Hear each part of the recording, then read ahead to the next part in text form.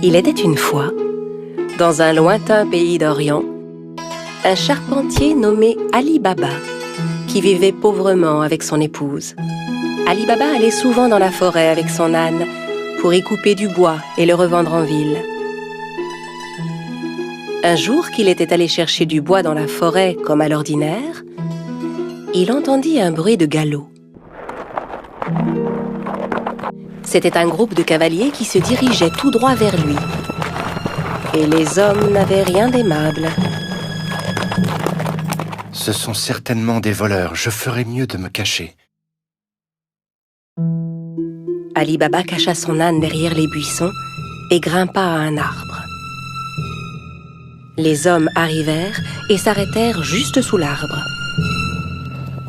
Ali Baba les compta. Ils étaient 40 exactement.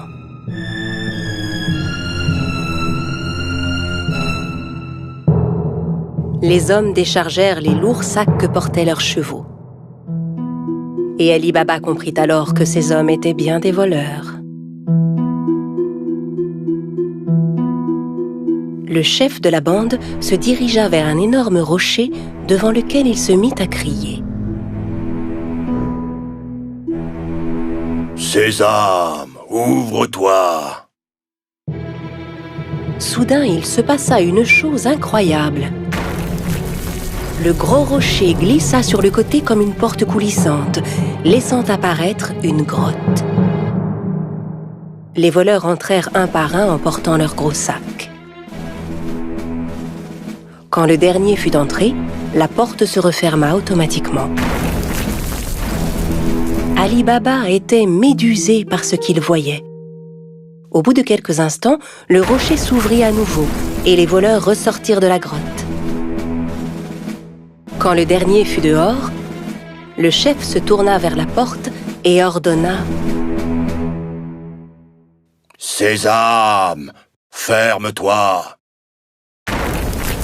Le gros rocher se referma aussitôt et les cavaliers se remirent en selle et s'éloignèrent. Ali Baba descendit de son arbre et s'approcha à son tour du rocher. Il lança les mots qu'il avait entendus. « Sésame, ouvre-toi !» La porte s'ouvrit dans un grand bruit. Ali Baba entra d'un pas hésitant. Il fut ébloui de ce qu'il vit. La grotte était remplie d'or, d'argent, d'étoffes rares, de diamants et de pierres précieuses.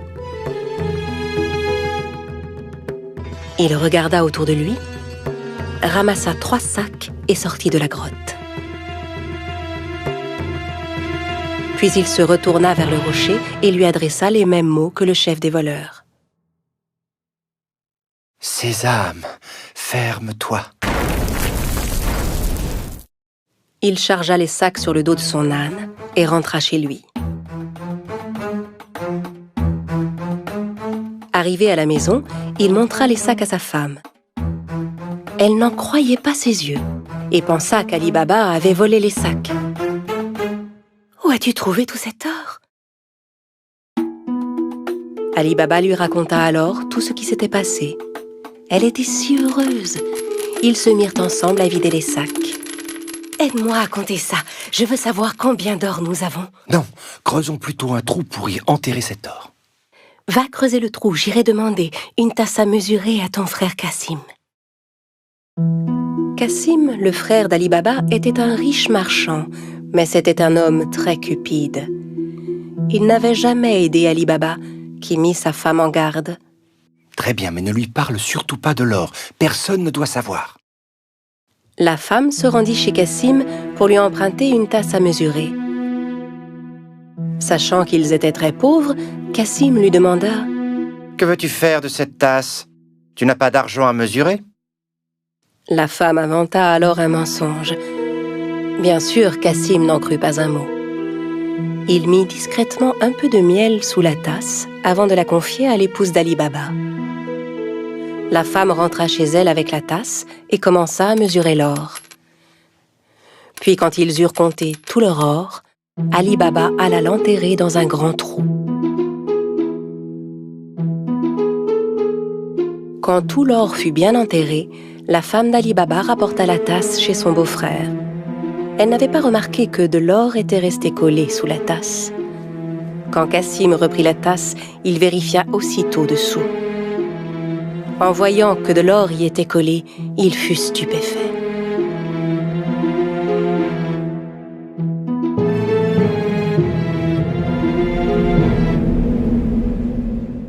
Je me demande où Ali Baba a pu trouver cet or. Cassim ne put pas dormir de la nuit. Le lendemain matin, il se leva et se rendit directement chez son frère Ali Baba pour lui montrer l'or collé sous la tasse. Ali Baba, d'où vient cet or? Je croyais que tu étais pauvre. Où l'as-tu trouvé? Ali Baba lui raconta tout et le pria de n'en parler à personne d'autre. Si tu ne me dis pas où se trouve cette grotte, je dirai aux voleurs ce que tu as fait. Mais, Cassim... Ali Baba savait que Cassim ferait ce qu'il disait. N'ayant pas d'autre choix, il conduisit son frère à la grotte. La grotte est juste derrière ce rocher. Maintenant, allons-nous-en d'ici. Les voleurs ne vont pas tarder à revenir. Ali Baba et Cassim rentrèrent chez eux, mais Cassim ne cessait de penser à la grotte. Il prit 2 chevaux avec lui et retourna à la grotte aussitôt. Arrivé devant l'entrée, il récita les mots qu'Ali Baba lui avait indiqués. « Sésame, ouvre-toi » Le gros rocher se mit à bouger et la grotte s'ouvrit. Cassim n'en croyait pas ses yeux. Il était fasciné par le spectacle qui s'offrait à lui, hypnotisé par tout l'or qui brillait. Le plus vite possible, il commença à remplir les sacs qu'il avait apportés avec tout l'or qu'il pouvait. Quand tous ces sacs furent pleins, il retourna vers la sortie. Mais la porte s'était refermée. Et malheureusement, il avait oublié les mots qu'il fallait dire. Il essaya toutes sortes de formules pour ouvrir la grotte. « Porte, ouvre-toi Rocher, ouvre-toi Grotte, ouvre-toi » Mais quels que soient les mots, la porte restait fermée. Cassim commença à paniquer. Il chercha une autre porte, mais n'en trouva aucune. Au bout d'un moment, les voleurs revinrent à leur grotte. Quand ils virent les chevaux de Cassim, ils se méfièrent et sortirent leurs épées. « Sésame, ouvre-toi »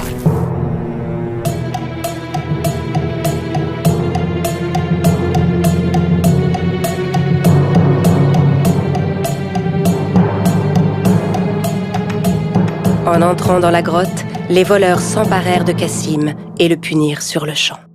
« Alors c'est donc lui le voleur qui nous a volé notre or » À la nuit tombée, ne voyant pas revenir Cassim, sa femme commença à s'inquiéter. Elle courut chez Ali Baba pour lui demander son aide. Ali Baba aussi était inquiet pour son frère. Il retourna à la grotte et vit les 2 chevaux qui attendaient devant la porte. Il comprit alors que son frère était à l'intérieur et qu'il s'était fait tuer par les voleurs. Il retourna voir sa belle-sœur et lui raconta tout. Ensemble, ils décidèrent de n'en parler à personne. Au bout de quelque temps, Ali Baba et son épouse vinrent s'installer dans la maison de Cassim. Ils s'occupaient de son commerce et aidaient à le faire prospérer. Leur fortune ne cessait de croître. Dans le même temps, le chef des voleurs se rendait compte que l'or caché dans sa grotte ne cessait de diminuer de jour en jour. Il ordonna donc à l'un de ses hommes de vérifier s'il ne voyait rien de suspect.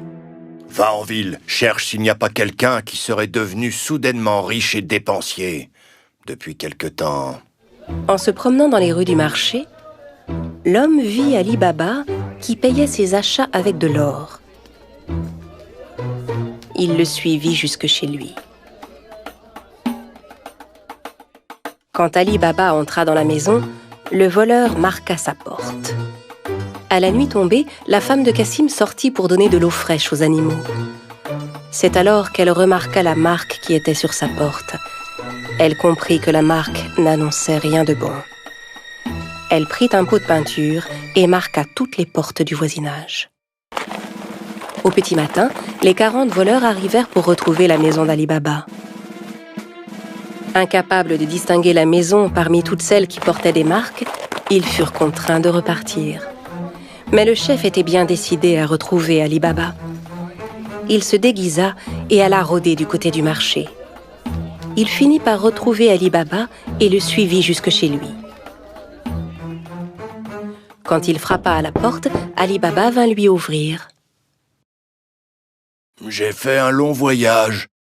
J'ai rapporté des jarres d'huile d'olive. On dit que vous êtes le marchand le plus riche de la région. Peut-être voudriez-vous en acheter ?» Ali Baba invita le chef des voleurs à venir dîner le soir même, pensant avoir affaire à un marchand.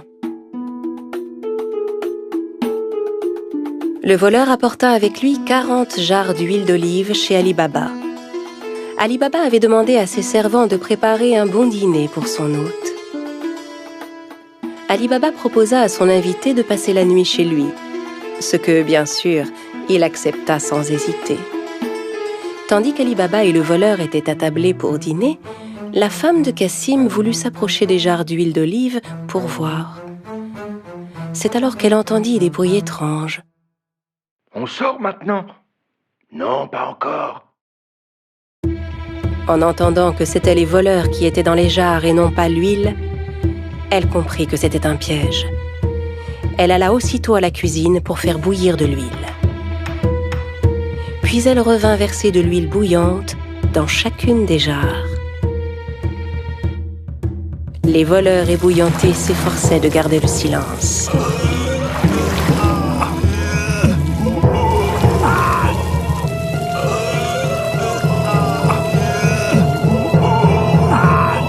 À minuit, quand tout le monde était endormi, le chef des voleurs alla vers les jarres. « Vous pouvez sortir maintenant. » N'ayant aucune réponse, il appela à nouveau. « Les gars, vous dormez ?» N'entendant à nouveau aucune réaction, il décida d'ouvrir les jarres et fut terrifié de ce qu'il vit. Terrorisé à l'idée de se faire attraper à son tour, il s'enfuit et ne revint jamais. Le lendemain matin, la femme de Cassim raconta à Ali Baba ce qui s'était passé. Cette fois, il savait qu'il n'aurait plus jamais à s'inquiéter des voleurs. À partir de ce jour, Ali Baba et sa famille menèrent une vie riche et heureuse.